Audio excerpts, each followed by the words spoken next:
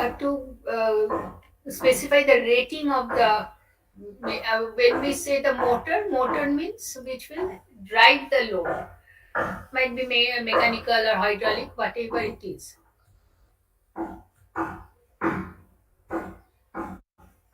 So we have to specify the rating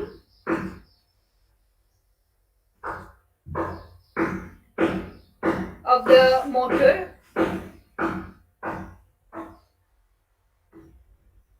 Now, rating is defined as the whole of the numerical values of the electrical and mechanical quantities with their duration and sequences assigned to the machine by the manufacturer and stated on the rating plate, or the what we call the nameplate of the machine, complying with the specified condition.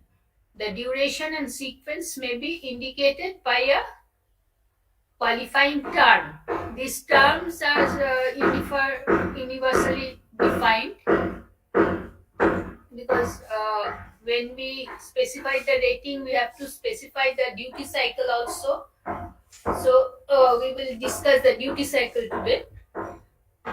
Again, the rating mainly depends on the different condition, the environmental condition, the thermal condition, because ultimately the rating depends on the temperature rise. Then we have to define the load.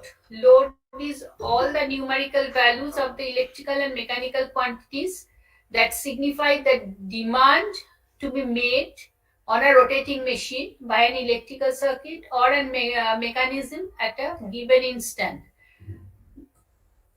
That is,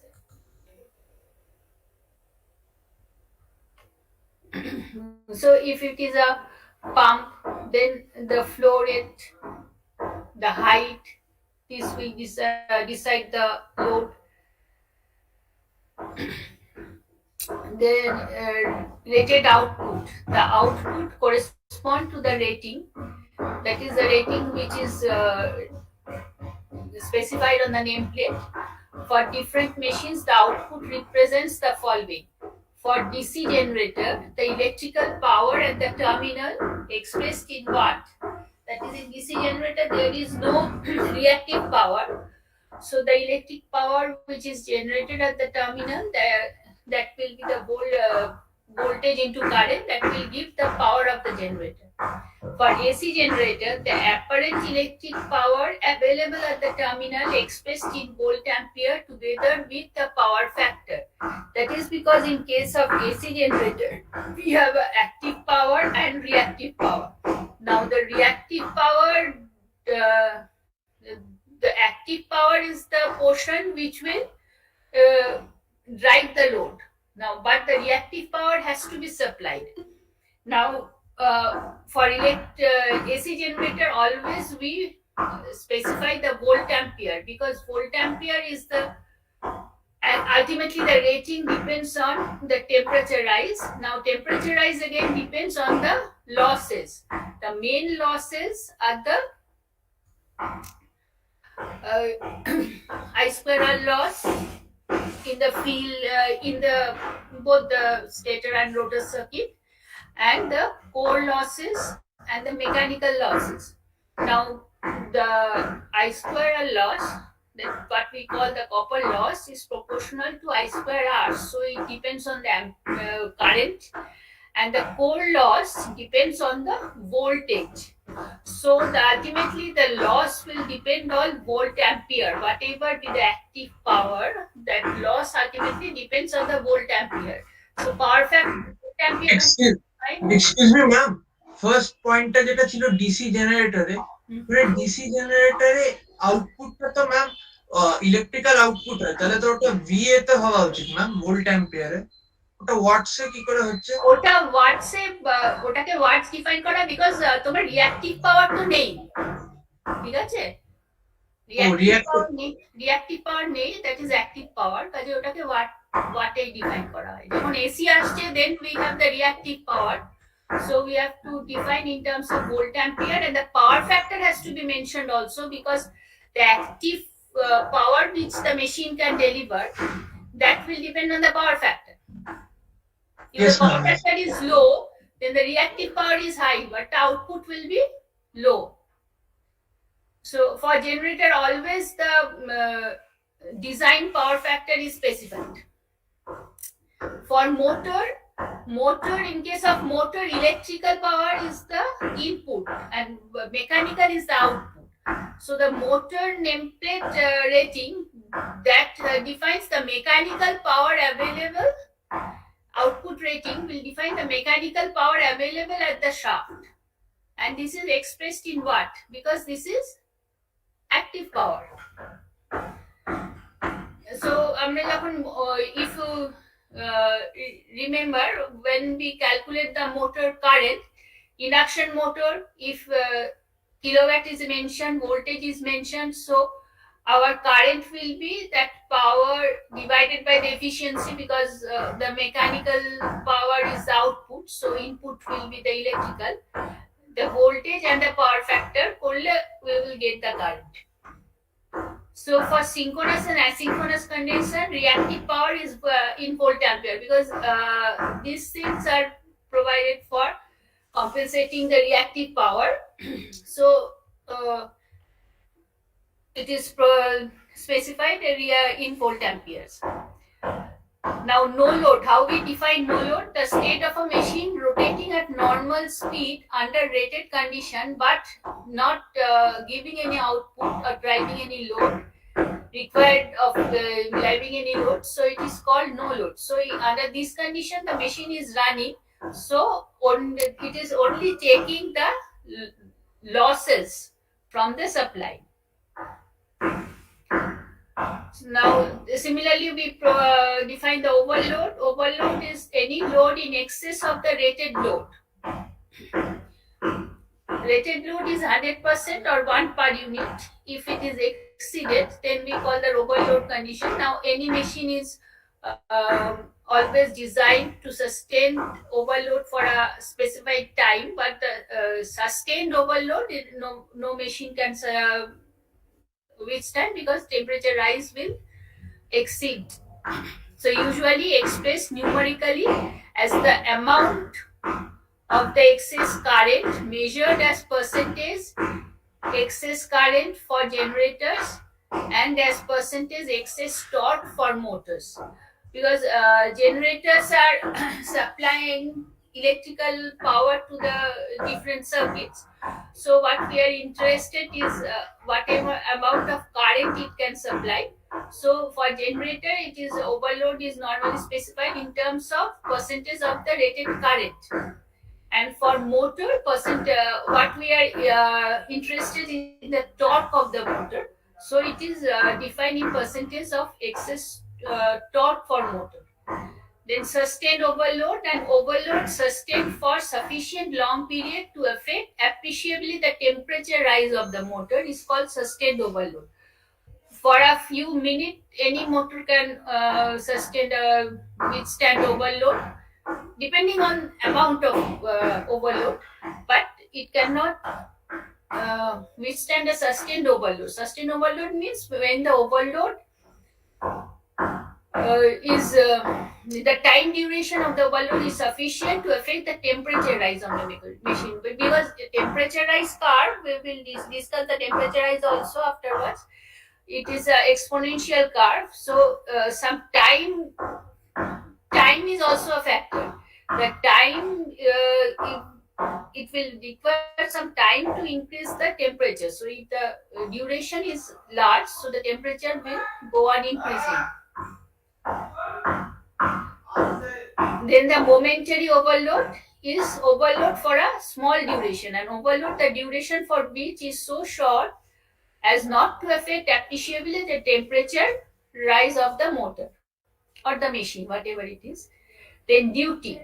This duty is the statement of the load including no load and rest and de-energized period to which the machine is subjected, including their duration and sequence in time. Because all machines are not supplying any load, is not operating continuously with the same load. Load will vary with time. So the cyclic variation of load with time is called the duty cycle. So duty is very important because when we select a motor, we have to consider the duty. Say for 1 kilowatt on continuous load, when we select a motor, it is very easy. We have to select a motor of 1 kilowatt rating. But if it is a in the short time rating, that is, if the it is 1 kilowatt, but for a very short time, say 10 minutes duration, then if we select a motor of 1 kilowatt rating, then that will be a loss because we will never attain the rated temperature rise, because for 10 minutes it will be, the temperature rise will be minimal. So then in that case, we have to consider the duty cycle to select the motor. Then duty type. A conventional periodic duty consists of one or more sets of load remaining constant for durations specified. Now duty cycle can be continuous or periodic. When periodic, then variation cycle can be different depending on that. According to Indian standard, we have certain duty cycles which we will define. Now rated value, the numerical value of a quantity included in a rating. Rest and de-energized period, the complete absence of all movement of an electrical or mechanical supply. That is, in the duty cycle, it can be no load or rest. No load means it is supplied from the supply, but supplying not no load. But de-energized or rest period means it is disconnected from the supply.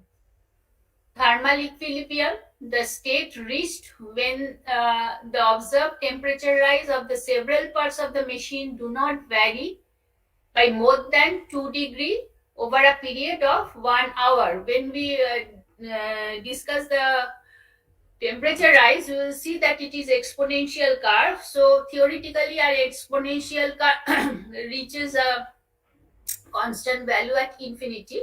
So we have to define certain value when we say that equilibrium has been reached. So it is plus minus 2 degree over a period of 1 hour. So cyclic duration factor, the ratio between the period of loading, including starting and electric braking, and the duration of the duty cycle expressed as a percentage. That is, in the total duty cycle curve, so in some portion it is supplying the load. So that ratio of that time and the ratio of starting an electric braking, that will define the cyclic duration factor. Breakaway starting current of a breakaway starting current. Now for a AC motor, the highest RMS current absorbed by the motor when at rest and when it is supplied at the rated voltage and frequency. These current values applies after the disappearance of transient phenomena.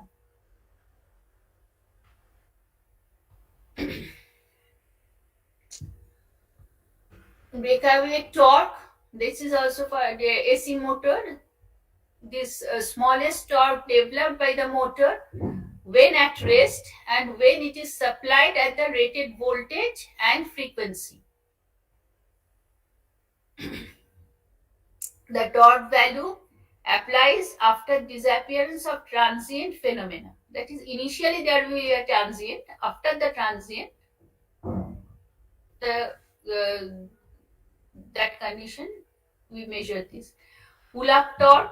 The pull-up torque is the smallest torque developed by the motor between zero speed and speed which corresponds to pull-out torque when the motor is supplied at the rated voltage and frequency. This definition does not apply to those synchronous motors for which the torque continuously decreases with increase in speed. This term will be asynchronous motor, because synchronous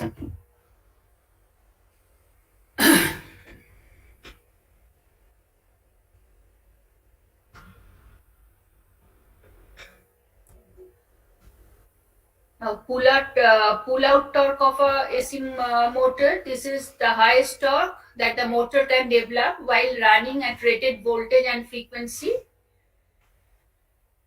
This definition does not apply to asynchronous motor, of which the torque continuously decreases with increase in speed. Then multi-speed motor, a motor which may be operated at more than one distinct speed, substantially independent of the load. For example, an induction motor, the speed of which is varying by changing the number of its pole. That is, normally induction machine we say for it is approximately a constant speed motor unless we provide some control. The speed changes from no load to full load very slightly, and that full load speed will depend on the load. But if we have a pole changing arrangement, then we will have a multi-speed motor because the speed is related to